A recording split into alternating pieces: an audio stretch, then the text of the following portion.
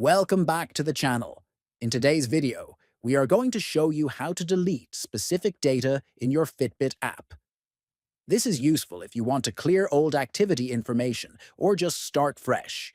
We'll guide you through the process carefully. First, open the Fitbit app on your phone.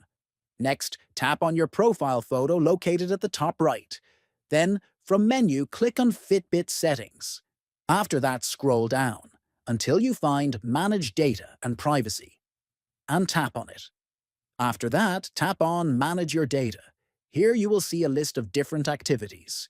Choose the activity for which you want to delete data, for example, steps.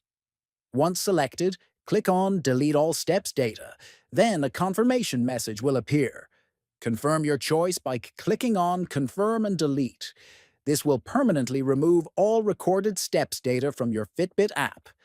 Finally, make sure to repeat the same process if you want to delete data for other activities. Remember to subscribe to the channel, like this video, and share it with friends.